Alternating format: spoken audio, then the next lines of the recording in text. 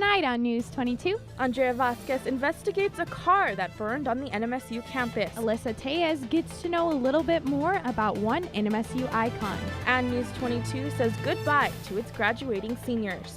All that and more on News 22 Thursday. Serving southern New Mexico, this is the award-winning KRWG-TV News 22, where news matters. Good evening, everyone. I'm Amanda Dame. And I'm Shelby Kapp. The semester here at NMSU is coming to an end and students are preparing for finals week. It's one of the more stressful times of the year, a time when papers are due and projects are coming. And many are looking forward to winter break for a good rest. We went out today to find out how students are feeling as things wrap up. Helped me grow a lot, not even just as a student, but as a person, and I made a ton of good friends, and I personally think NMSU was the best place to go to college. It feels really good, especially because I'm getting closer to the stuff I want to do in my career, so the stuff I'm doing is relevant now. I definitely would recommend it. It's fun. It's stressed and wanting to cry. I'm everything's fine. For graduating seniors, the big day is a week from Saturday, December 8th, the commencement ceremony. It'll be held at the Pan Am Center starting at 10 a.m. Life expectancy in the United States has declined from 2016 to 2017. And according to a new report, the increase in two prevalent causes is to blame. And Luis Casares explains in today's Health Minute. A stark report from the Centers for Disease Control and Prevention. Increases in drug overdose deaths and suicides caused life expectancy rates to drop in the U.S. in 2017. According to the CDC's National Center for Health Statistics, overdose deaths reached a new high in 2017, topping 70,000, almost quadrupling the rate from 1999. Also, in 2017, the suicide rate increased 3.7% over the year before. This dropped the average life expectancy age from 78.7 in 2016 to 78.6 for those born in the U.S. last year. Even with these increases, the CDC says the top 10 leading causes of death last year remain unchanged: heart disease, cancer, unintentional injuries, chronic lower respiratory diseases, stroke, Alzheimer's, diabetes, the flu and pneumonia, kidney disease, and suicide account for almost 3/4 of all deaths across the country. Still, the CDC director says the increased number of those dying from preventable conditions should be a, quote, wake-up call for the whole country. For today's Health Minute, I'm Luis Casares. One way to live long and feel good is to get enough sleep. And one study says women can get good sleep if they sleep with dogs. Researchers found women who share their beds with dogs report less disturbed sleep and greater feelings of security and comfort. Women who sleep with cats or a human partner reported disturbed sleep. Dog owners also tend to go to sleep and wake up earlier than cat owners. The study was published in the Journal of the International Society for Anthrozoology. I have really loving this weather lately. I know it's been pretty nice, but I don't think it's gonna last. But Jackie will tell us. She's next with weather. Thanks, girls. Well, it definitely was a really nice day for us here in Las Cruces. Right now, mostly clear skies. Temperature right now is 59 degrees. Winds coming from the west-southwest at 10 miles per hour. Humidity at 19%. Dew point at 25 degrees and a barometer at 29.78 inches. Now today, our high, we did hit a high of, it's actually 69 degrees, not 59, after an average of 60 degrees. So we're slightly, we missed our average just a bit. Now our low 45, after an overnight low of 45 degrees. Now taking a look at our record temperatures, back in 2007, we did hit a high of 73 degrees, and in 2009, a chilly low of 18 degrees. Now no rain for us today, but a yearly rainfall sits at 7.22 inches. Now that's all I have for your current conditions. I'll be back later with your national forecast, but for right now, back to Amanda and Shelby at the desk. While NMSU is striving to keep students finishing their college education here, one student doesn't feel she can stay here for her senior year because she doesn't feel safe. She's experiencing a setback due to an incident on campus the week before Thanksgiving break. News 22's Andrea Vasquez investigates. Bianca Lujan was awakened by calls from the campus police because her 2011 Ford Fiesta was on fire. And I was like, what's going on? I was just really confused. And I get closer and I see that my car was burnt from the inside, like just completely burnt. And I was in shock. Like, that was the first thing that I felt. It was just complete shock. Like, how did this happen?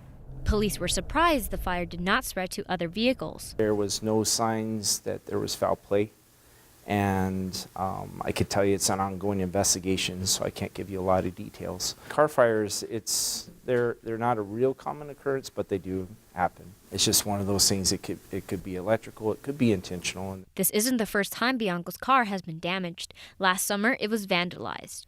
Also on campus. But there's no security camera video. The reason there's no video, there's no cameras overseeing the parking lots. The only camera in the area is facing the opposite side, leaving Bianca's car out of sight.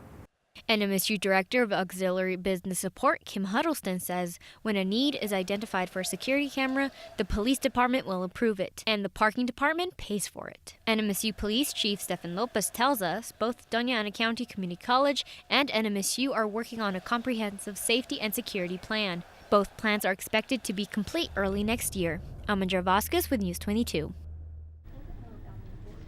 More allegations are being brought against the Las Cruces Catholic Diocese. The charges are against Arnold Finochito, who is a priest at Our Lady of Health. This is the third lawsuit filed against the Archdiocese of Las Cruces this month. The anonymous accuser says the abuse occurred when he was an altar boy and went on at least 4 years during the 1960s. Father Finochito died in 1999. Sources say the Trump administration is set to move forward with a long-promised goal. It's not the border wall, but a ban on bump stocks. John Lawrence reports. Change is imminent for some gun owners. This is the bump stock, which takes 4 to 6 minutes to put on, and this is the way it works. Sources say the Trump White House is getting ready to officially ban bump stocks. So we're knocking out bump stocks. I've told the NRA, I've told it, bump stocks are gone. President Trump first announced this plan shortly after last year's shooting in Las Vegas that claimed dozens of lives.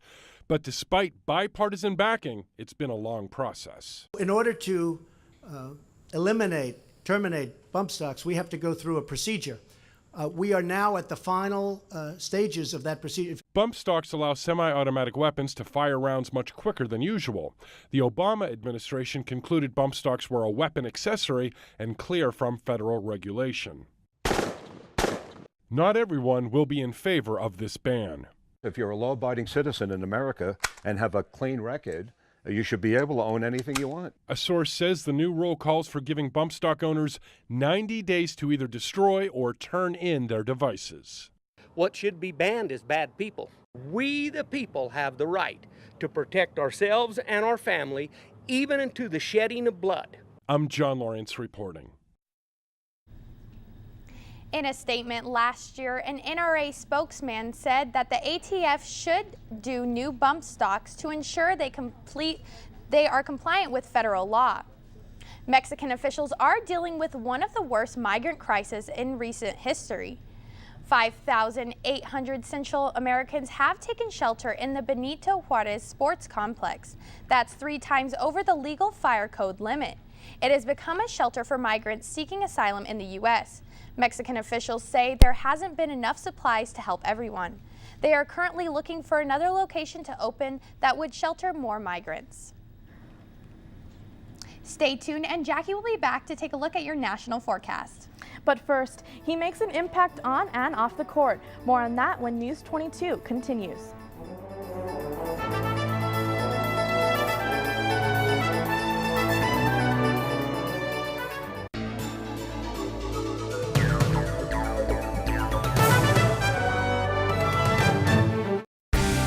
This month in Passport, your on-demand library of the best of PBS.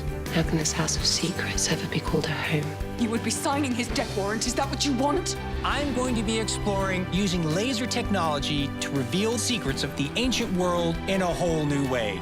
He said, "Welcome home." It was just a powerful moment. These and other shows are available with Passport. Become a member of this PBS station. Sign in and start streaming today. On We'll Meet Again. How hard was it living in Vietnam? My childhood never happy at all. After the Vietnam War, a search to reunite people who changed each other's lives. You were 7 years old. How did you first see Gary Ferguson? I see a father figure in him. Our boat was full of people. It's a miracle that we were alive. You haven't seen your dad for 43 years. I want to find him and say that I miss him a lot. Tuesday at 7 p.m. on KRWG-Public Media. Hi, I'm Jerry Arnell, host of my fine art painting show, Paint This with Jerry Arnell.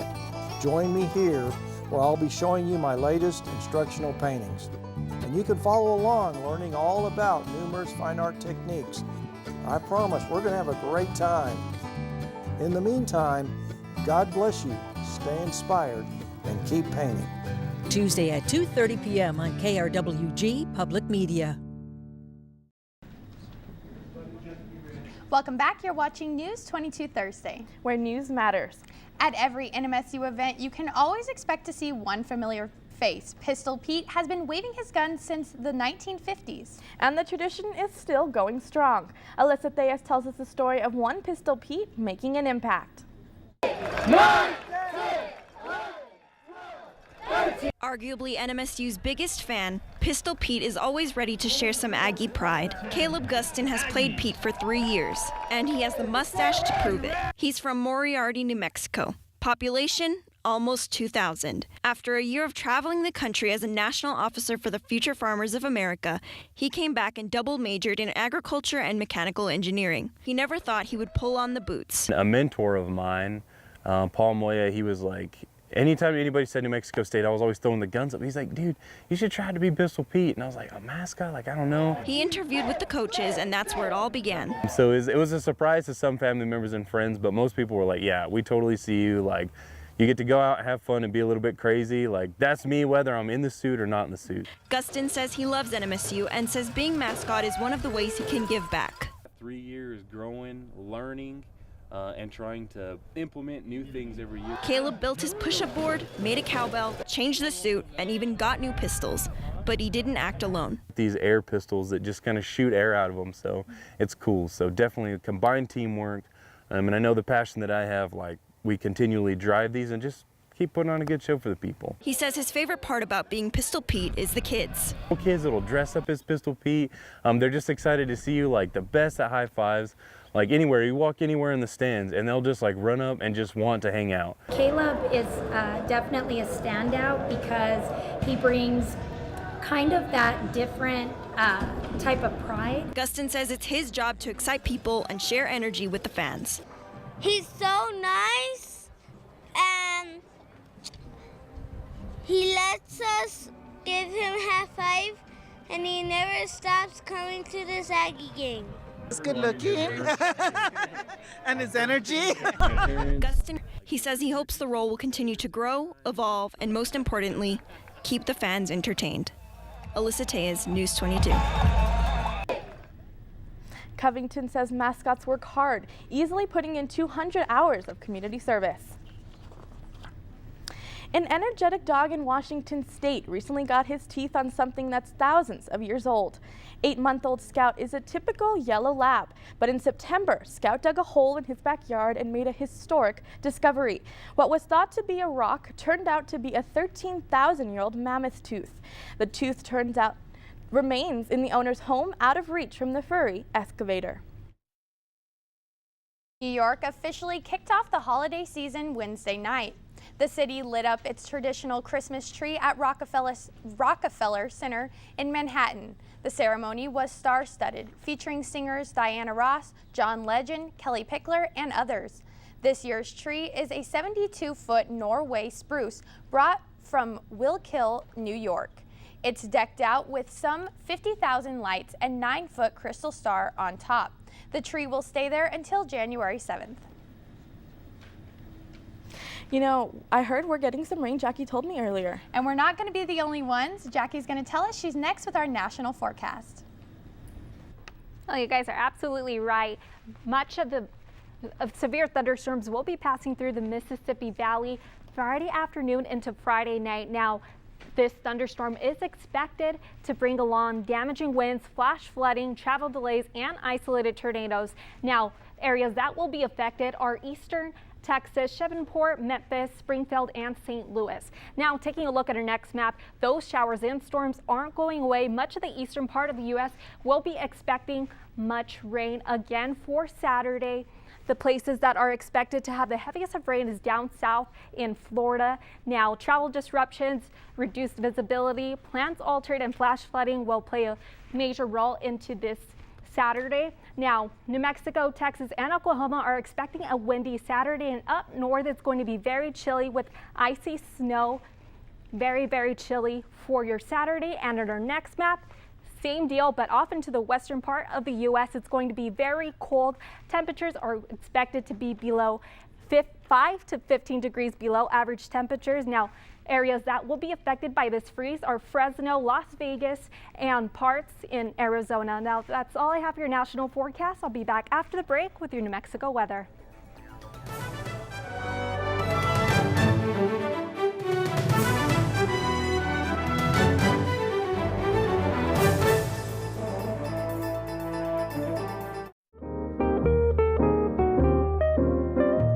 Fresh Air with Terry Gross, weekday mornings at 11 on 90.7 FM and streaming live on KRWG.org. Next time, Antiques Roadshow discovers that the sky's the limit for finding treasures in Albuquerque, New Mexico. My God, Mom and Dad, great taste, thank you. Don't miss these appraisals and many more next time on Antiques Roadshow. Monday at 7 p.m. on KRWG-Public Media. The stock market is down 21%. 10 years after the Great Recession. That took a piece of our soul. Cities like Dayton are still struggling to come back. I actually worked in this same exact plant for GM. I'd say it probably averaged out around $35 an hour. At Fuyao, you started out at $12 an hour. Dayton is not unique in the problems that we are facing. Well, what is unique is that Dayton is still small enough to fix this.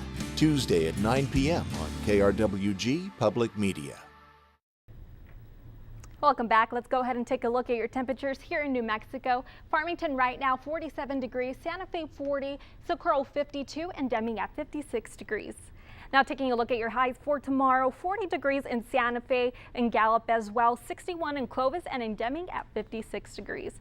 Now taking a look at sister cities near our area, Alamogordo, looking at some mostly clear skies tonight with a low of 47 degrees and tomorrow a high of 57 degrees. Now in Truth or Consequences, mostly cloudy skies for you guys tonight with a low of 43 degrees, chances for some showers tomorrow with a high of 57 degrees. And in Silver City, some chances for showers tonight with a low of 36 degrees and a high of 44. And here at home, clear skies tonight, 45 degrees for your low, and tomorrow we are expecting some showers with a high of 58 degrees. And that's all I have for your New Mexico weather. Back to the desk for more news. Lately, it seems that fires are in the news every day. And today we report on one in Arizona. Here's Kelly Garcia Moreno with today's Southwest Minute. Multiple fire crews were called out to fight the fire at a mansion in Chandler, Arizona. The woman who lived there smelled smoke and called the fire department. She and her husband, son, and dogs got out safely. No injuries are reported. The cause of the fire is under investigation. A synagogue in Houston caught fire on Wednesday night. No word yet if anyone was injured. The cause of the blaze has yet to be confirmed, but the rabbi says there was damage. And a Jewish center in Chico, California is giving relief to victims of the Camp Wildfire.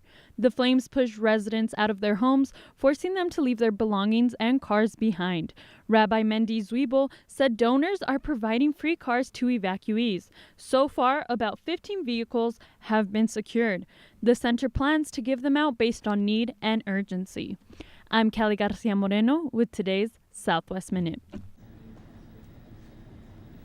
And up next is Dave Guest with sports.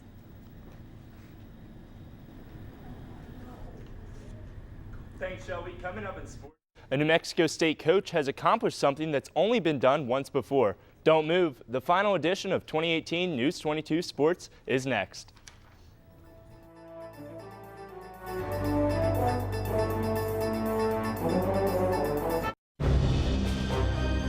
It's amazing the fakery that we were able to perpetrate upon the enemy.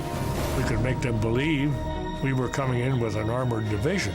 There was nothing between the German army and Paris but a bunch of rubber tanks. Setting ourselves up as targets. And suddenly you realize that's the enemy. Tuesday at 8 p.m. on KRWG Public Media. On We'll Meet Again. How hard was it living in Vietnam? My childhood never happy at all. After the Vietnam War, a search to reunite people who changed each other's lives. You were 7 years old. How did you first see Gary Ferguson? I see a father figure in him. Our boat was full of people. It's a miracle that we were alive. You haven't seen your dad for 43 years. I want to thank him and say that I miss him a lot. Tuesday at 7 p.m. on KRWG Public Media. This is KRWG-TV News 22 Sports. Welcome back. I'm David Guest with the best sports news in the Southwest. When two rivals meet, it is said that one can throw the records out the window because both teams are going to give each other their best shots. This was the case in last night's duel in the 9-1-5. The Aggies got ahead first and pushed the pace as 7 scorers got on the board, but UTEP hung tight and trailed by 2 at the half. As things got going in the second half, tensions rising, New Mexico State broke open an 11-point lead before lockdown defense from both sides kept the Miners close. Johnny McCants here with the Jam. Aggies win 62-58. Head coach Chris Jans was pleased with his lineup's performance.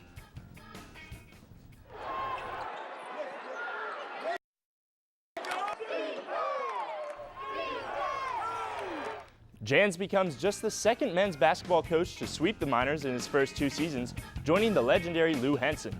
The 5-1 Aggies are back in the Pan Am Saturday to square off with Washington State. For most NMSU football seniors, their days of playing on the gridiron are over. Former linebacker Terrell Hanks is one step closer to the NFL after signing with the International Sports Agency Tuesday. Hanks will leave Las Cruces next week to train at Club Exos in Los Angeles to prepare for the NFLPA Collegiate Bowl on January 19th and the Reese's Senior Bowl on the 26th. With a good showing in the Senior Bowl, he is hopeful to receive an invitation to the NFL Scouting Combine in February. For the first time since 2015, the ladies Aggie volleyball team is back in the NCAA tournament. A young team with only 2 graduating seniors came together for a 24-7 record and WAC tournament victory. New Mexico State is set to face off with the number 15 in the nation Oregon Ducks for their 4th Pac-12 game of the season. The team defeated Arizona earlier this season for the first win over a Power 5 school since 2008. Head coach Mike Jordan is hopeful the exposure has prepared them for this evening's national spotlight. The first serve from Eugene, Oregon will be at 8 p.m. And that's all for sports. News 22 Sports will be back next semester. But first, graduating seniors are more on that when News 22 continues.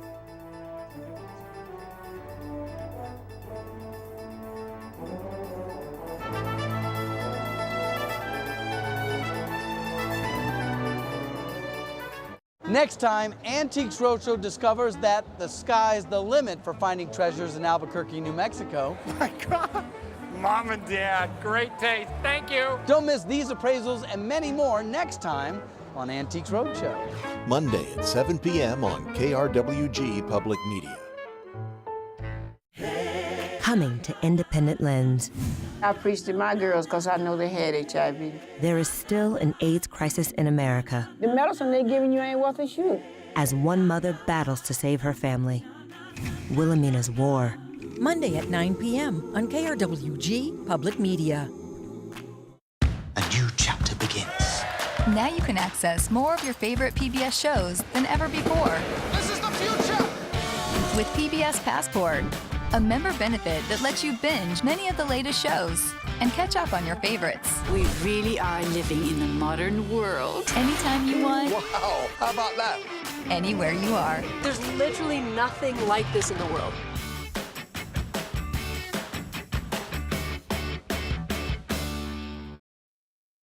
Do the News 22 hustle. Do, do, do, do, do. Another turning point, a fork stuck in the road. I didn't think that that one day that my sister dragged me onto News 22, it was gonna mean this much to me now. So make the best of this test and don't ask why. It's not a question, but a lesson learned inside. What it means to me is literally everything. Like, I don't know where I would be in life without News 22. And I'm Shelly Cap. All I have for your New Mexico weather. I'll be back later. The second I saw the newsroom, I just knew that it's what I wanted to do. Good evening, everyone. I'm Shelby Montgomery. Nick is really hands-on. Who goes the best at telling you sequence your shots, sequence your shots. And it's really great to have something like News 22 to get you started and give you that foundation that you need to become better in the future and land you that job when you graduate. So Nick and Ugo are pretty much my two favorite people on planet Earth. Nick, Ugo, and including Ralph as our fathers, our uncles, you know. Yes. Until they go with their sorry. Bad. They don't accept mediocre. They push us, they know what we're capable of, and I think that's why we all succeed so much, because we're not allowed to slack. They're gonna push us to our best. My freshman year, when I started, I wouldn't have thought I'd be at the level that I'm at today. I think that's what it is about family. We help each other. We help each other grow. Don't forget to sequence. Don't forget to include all that wonderful natural sound in your stories.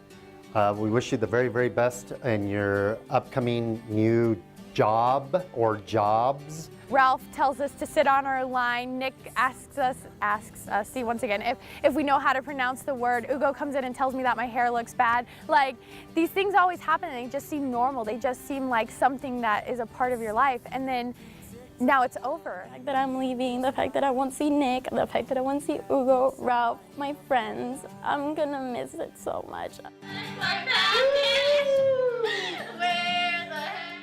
Nick and Ugo and everyone in the newsroom is a part of my family, and I want them all to know that I will never forget them. We just want to say, from all of us, I will miss you. In the end, it's right. I hope you had the time of your life. Thank you, everyone, for joining us this semester. Have a good night. Good night. Good night. This news brief in Español is brought to you by Noticias 22, Spanish language news for Southern New Mexico and West Texas. Noticias 22. Bienvenidos a este breve informativo de Noticias 22. Con ustedes, Denise Nájera. Michael Cohen, ex abogado del presidente de los Estados Unidos, Donald Trump, se declaró culpable de hacer declaraciones falsas ante el Congreso sobre la investigación de Rusia. Cohen hizo una declaración falsa con respecto al acuerdo de construir una torre Trump en Moscú. Cohen trabajó en este proyecto del 2015 al 2016. Cohen había dicho previamente que el acuerdo se había detenido en enero del 2016. El presidente Trump dice que los cargos por los cuales su ex abogado se declaró culpable no son crímenes, pero que Cohen se declaró culpable por violación al financiamiento de la campaña. Cohen había cometido crímenes más serios en negocios ajenos del presidente. También dice que es débil y solo trata de bajar su condena. Michael Cohen creó una página de GoFundMe tomando donaciones para llegar a una meta de $500,000, ya que su abogado dice que no tiene recursos.